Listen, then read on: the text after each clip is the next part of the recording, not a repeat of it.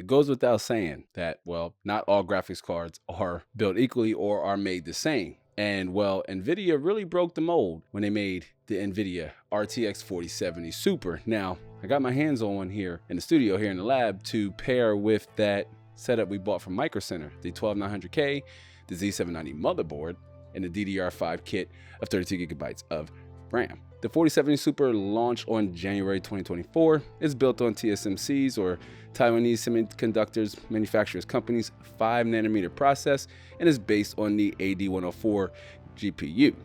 Base price for an RTX 4070 Super is coming in at just a little over 600 USD at the current time of shooting this video, with this particular add-in board variant coming in at just a little over 669 USD. Now again, I wanted to test the 4070 Super, or benchmark the 4070 Super, with our 2024 revisit of the 12900K bundle that I recently purchased from Micro Center. You can check that video out up here in the cards or down in the description box below, with additional ways to support the content in the channel. You can also hit subscribe if you haven't yet. But again, a graphics card of this magnitude, what does that net you, right? Like, what does a graphics card in this price category look like initially before you even plug it up or install it into your system?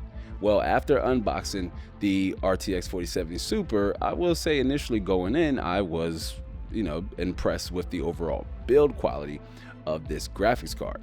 And now really quickly going over the specs, or the main differences between, say, the RTX 4070 and the 4070 Ti essentially lies in the CUDA cores. The 4070 Super has 7,168 CUDA cores versus the 5,888 CUDA cores that you can find in the vanilla RTX 4070. One of the other primary differences with the RTX 4070 Super versus the non-Super variants is the base clock frequency, the bump in the base clock frequency. So the 4070 Super runs at about 2 gigahertz or 1.98 gigahertz versus 1.92 gigahertz, but they both have about the same boost clock frequency of up to about 2700 megahertz, somewhere along the lines there. And then the 4070 Super has 12 gigabytes of GDDR6 memory on a 192-bit bus, and it has support for a PCIe 4.0 interface. It also has 56 third generation RT cores, 224 fourth generation Tensor cores for improved DLSS and ray tracing quality.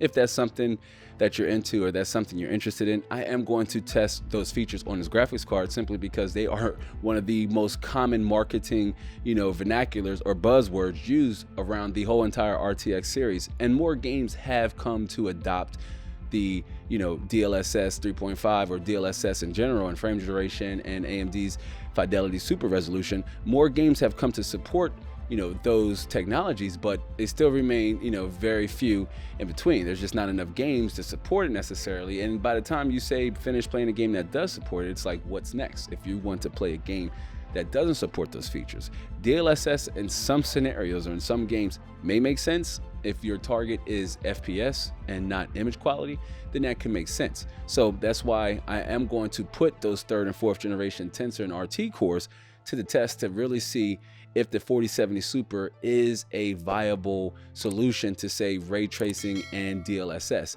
in games that support it. And because this SKU is the AD104 350A1 variant, the 4070 Super supports DirectX 12 Ultimate, which means it has support for hardware accelerated ray tracing and other features, which means the RTX 4070 Super is built for 1080p ultra settings gaming indefinitely, is capable of 2560 by 1440p, at least high to medium settings, somewhere along the lines there, depending on the game. It does have the VRAM, allotment to run games at higher resolutions, and even has potential for 3840 by 2160 4K. Again, another niche base area here in the PC gaming sector. Many of gamers have still chosen to remain on that 1920 by 1080p resolution. It's just a solid go-to and one of the most easiest resolutions to run. We put that resolution up to the test with a 10-year-old graphics card, the GTX 970, a 2024 comprehensive review. If you're interested in older graphics cards or legacy hardware, like we like to call them here at Tech with Terrence, go ahead and check that video out up here in the cards or down in the description box below. And that essentially makes this graphics card, the RTX 4070 Super, a very well-rounded unit. And I mean, all the way down to the power requirements. So the RTX 4070 Super, with its its dongle, its adapter to connect to, that equals 2 8+ pin power connectors, because the RTX 4070 Super has a single 16-pin power connection requirement. It also has a pretty low TDP in my honest opinion, being that the GTX 970 was just clocking in at just a little over 150 watts in the Unigen Heaven benchmark, right? And that's at, you know, mild settings, but that's the card kind of reaching its tipping point. But the RTX 4070 Super has a TDP of about 220 watts and has a recommendation for at least a 550 watt PSU. But then once the RTX 4070 Super, again, was completely out the box, I got to feel and look for it. I mean, again, it feels light. It's not heavy at all, especially for a 3-fan cooler type. The shroud is made of plastic, so it lacks a premium feel, but it does maintain that premium look. MSI's Tri-Froza 3 thermal design also enhances heat dissipation all around the graphics card. The torque-based fans are designed to increase air pressure and heat dissipation, so with the 3 fans all tilted at a 22-degree angle to also maintain high air pressure airflow at slower speeds. So there's also a noise reduction benefit as well as good thermals with this design. And yes, while we will be testing the RTX 4070 Super or running the benchmarks with the 12900K on essentially an open air setup, that will affect the temperature numbers that we may get, or that, you know, you may get in an enclosure, say like a case with tempered glass or what have you, or where the airflow isn't as optimal. It really boils down to ambient temperature, even if your GPU is in a case. But we are going to put this luxurious cooler shroud, or that 3-fan cooler shroud, to the test here, both in noise and in thermals. But I'm also a big believer or a big fan of scalability. So you might start out with, say, a graphics card in a XX60 series class,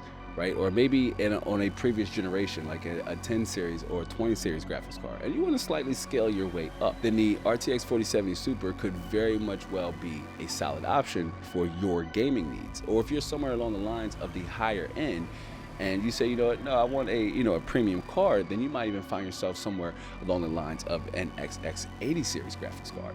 And while not necessarily relevant for the review or the complete unboxing of the RTX 4070 Super, I mean, it did kind of come with some manga stickers that I believe that goes on the back.